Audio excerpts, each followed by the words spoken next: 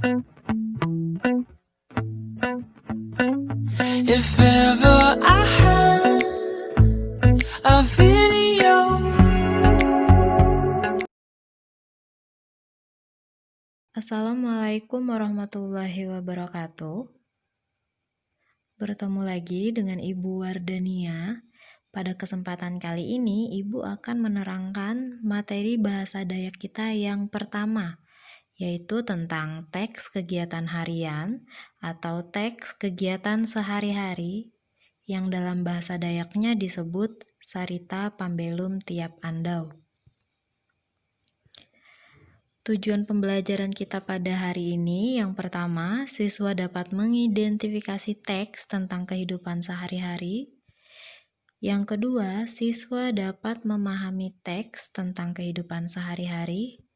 Yang ketiga, siswa dapat menganalisis teks tentang kehidupan sehari-hari. Dan yang terakhir, siswa dapat membuat teks tentang kehidupan sehari-hari.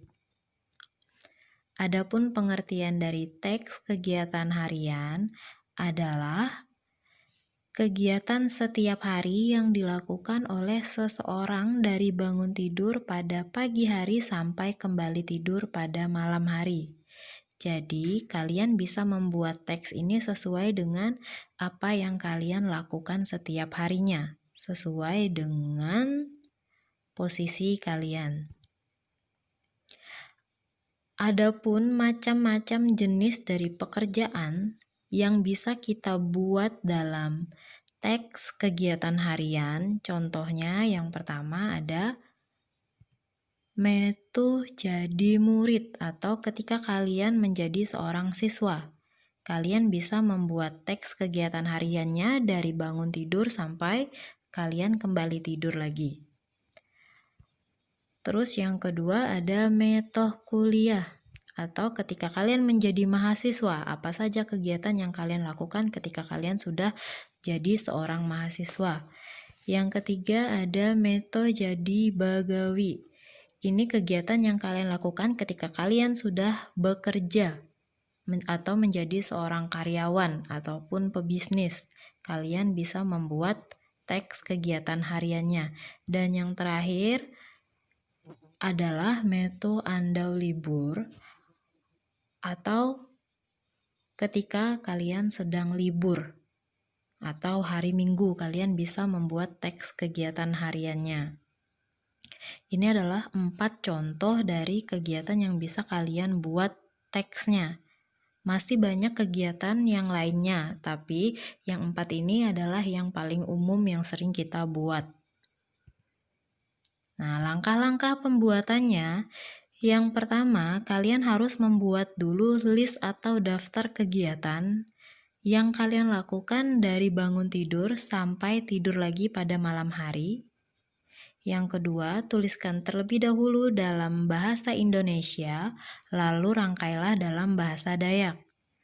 Yang ketiga, buatlah kamus kurik atau kamus kecil kosakata bahasa Dayak di bawah teks yang kalian sudah buat tadi.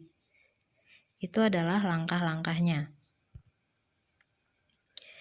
Ini adalah contoh dari teks kegiatan harian sebagai seorang siswa. Bisa kalian baca, yang di sebelah kiri ini adalah teks dalam bahasa Indonesia. Dan yang di sebelah kanan adalah teks yang sudah diterjemahkan dalam bahasa Dayak. Nah, dari sini kalian bisa membuat kamus kurik ya.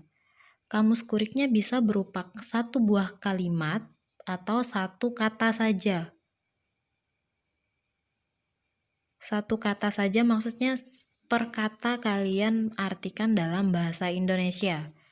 Atau bisa juga kalau bagi yang bisa, kalian bisa membuat kamus kuriknya berupa 1 buah kalimat. Contohnya ya, yang dari hari Senin sampai hari Sabtu saya selalu bangun pada pukul 4. Dalam bahasa Dayaknya berarti bara andau Senin sampai Sabtu aku misik jam 4. Nah, itu untuk per kalimat. Dan yang kedua, kalian bisa membuat kamus kuriknya dalam per kata. Contohnya dari sama dengan bara. Diingat, kalian melakukannya sampai habis teksnya ya. Nah, ini adalah contoh teks kegiatan harian sebagai seorang siswa. Selanjutnya adalah tugas. Untuk tugas, yang pertama ada tugas pengetahuan, yaitu buatlah kamus kurik, kamus bahasa Dayak dari teks contoh sebelumnya. Jadi kalian bisa buat kamus kurik dari teks yang sudah Ibu contohkan di depan. Bisa berupa per kalimat ataupun per kata. Terus yang kedua, teks contoh tersebut termasuk jenis teks kehidupan sehari-hari tentang, itu kalian bisa kerjakan di selembaran kertas ya. Nah, selanjutnya ada tugas keterampilan.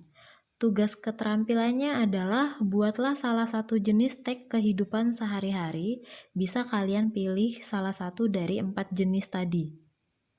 Nah, untuk yang tugas keterampilannya, kalian tidak perlu membuat kamus kurik, tapi Ibu minta kalian membuatnya dalam bahasa Indonesia, lalu diterjemahkan kembali dalam bahasa Dayak. Nah, jangan lupa untuk kamus kuriknya, yang tadi diselesaikan dari awal kalimat sampai akhir ya, jangan hanya satu. Oke. Untuk pertemuan kali ini itu saja yang dapat Ibu jelaskan. Bagi yang belum paham bisa hubungi Ibu melalui WhatsApp.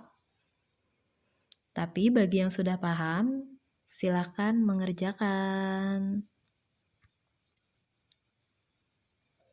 Jangan lupa